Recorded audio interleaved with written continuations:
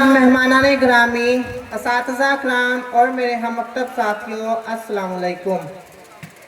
معزز سامعین کرام، آج مجھے جس موضوع پر لب کشائی کرنے کا موقع ملا ہے وہ ہے پاکستان میں غذائی فقدان اور اس کے اثرات۔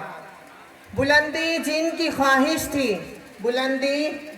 خواہش تھی چٹائی پر اتر آئے، لگائی ٹھوکر تاج کو گدائی پر اتر آئے۔ جو دیکھا ماں کو تنہائی میں سوکھی روٹیاں کھاتے تو بچے پھینک کر بستہ کمائی پر اتر آئے۔ معزز سامعین اکرام، غذائی قلت صرف ہمارا مسئلہ نہیں بلکہ پوری دنیا اس کا شکار ہو چکی ہے، لیکن سب سے پہلے ہم اپنے پاکستان کی موجودہ صورتحال پر بات کرتے ہیں۔ پاکستان میں غذائی قلت نہایت ایک سنگین مسئلہ ہے۔ یہاں تقریباً 1/3 بچے کم نشو و نما کا شکار ہیں، تقریباً 40% بچے کم وزن کا شکار ہیں، جبکہ 18% بچوں میں بہت زیادہ شدید انداز میں غذائی قلت پائی جاتی ہے۔ پاکستان میں 3 میں سے 1 بچہ اسٹنٹنگ یعنی کم نشو و نما کا شکار ہے، 50% بچے اور 45% حاملہ خواتین اینیمیا یعنی آئرن کی کمی کا شکار ہیں، اور 80% بچے وہ خوراک نہیں کھاتے جو ان کی جسم کی ضروریات کو پورا کر سکتی ہیں۔ معزز سامعین اکرام، موسمیاتی تبدیلیوں اور قدرتی آفات، خاص طور پر 2022 کے سیلاب نے خوراک کی قلت اور صحت کی سہولیات کو مزید خراب کر دیا ہے۔ جہاں نوالا بھی قسمت کے حساب سے ملے وہاں صحت کا خزانہ کیسے تقسیم ہو۔ کمر ٹوٹی ہے بھوک کے بوجھ سے، مگر خوابوں کے چراغ کو ہم نے بجھنے نہیں دیا۔ معزز سامعین کرام، اقوام متحدہ نے غذائی قلت اور خوراک کے بحران سے متعلق اپنی گزشتہ سالانہ رپورٹ جاری کر دی، جس میں دنیا بھر کے 59 ممالک میں خوراک کی قلت اور وہاں غذائی بحرانوں کا جائزہ لیا گیا۔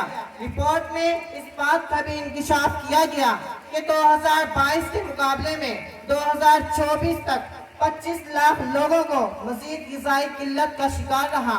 بدقسمتی سے پاکستان کا شمار بھی ان چند ممالک میں آتا ہے جہاں 2016 سے لے کر 2024 تک مسلسل لوگ غذائی قلت کا شکار ہوتے جا رہے ہیں۔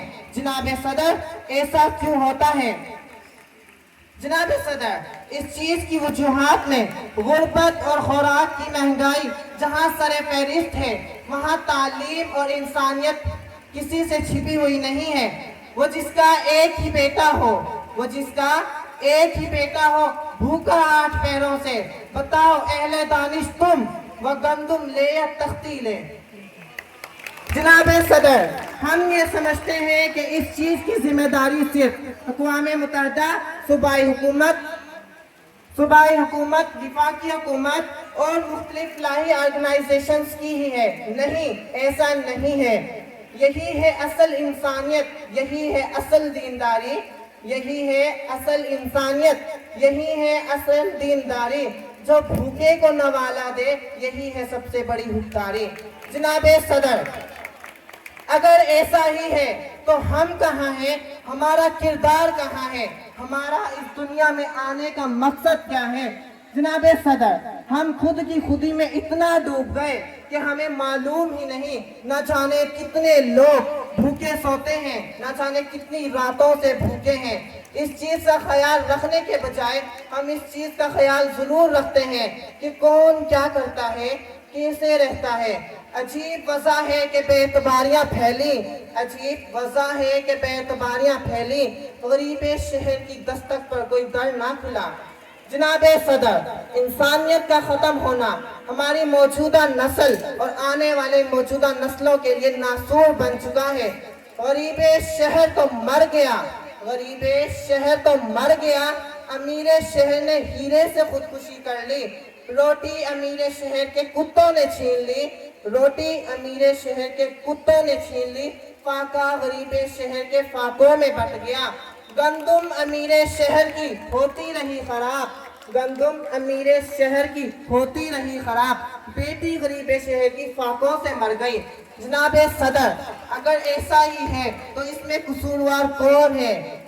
कह तो फकत वक्त होता है, कह तो फकत वक्त होता है, वक्त तो गुजर जाता है मगर आसार नहीं मिटते। रोज़े महशर खुदा से कहूँगा रहम कर साइयाँ, रोज़े महशर खुदा से कहूँगा रहम कर साइयाँ, तेरे मानने वालों को तो पहले ही झेल आया हूँ। आपकी मोहब्बतों और चाहतों का बहुत शुक्रिया।